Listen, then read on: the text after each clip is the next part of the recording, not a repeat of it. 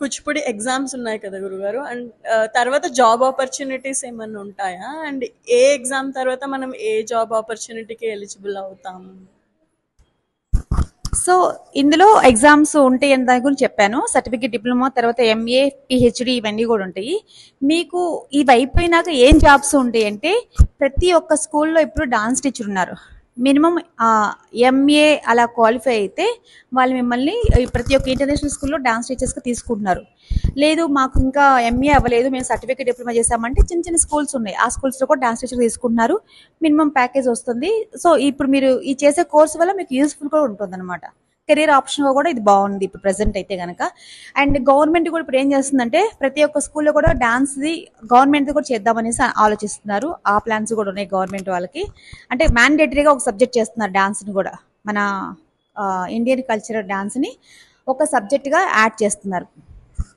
Government అదే అకాడమీలో, I mean arts అకాడమీలోనే వచ్చే ఛాన్స్ ఉంటుందా గురుగారు? అదే మనం కూచిపూడి ఎగ్జామ్స్ ఎక్కడ రాస్తున్నామో అవి గవర్నమెంట్ ఆర్ట్స్ అకాడమీ అందులోనే వచ్చే ఛాన్స్ ఎలా అంటే, ఇప్పుడు ఫర్ ఎగ్జాంపుల్ మీరు చదువుకుంటున్నారు కదా నాన్న, అందరికీ గూగుల్లో జాబ్ రాదు కదా. సో అలాగే అందరికీ యోస్ ఆపర్చునిటీస్ రావు కదా. అలా ఎవరికైతే టాలెంటెడ్ ఉన్నాయో ఆ టాలెంట్ ఉన్న వాళ్ళ దగ్గరికి లక్ అనేది నాకు తెలిసి ఎత్తుక్కుంటానే వస్తుంది.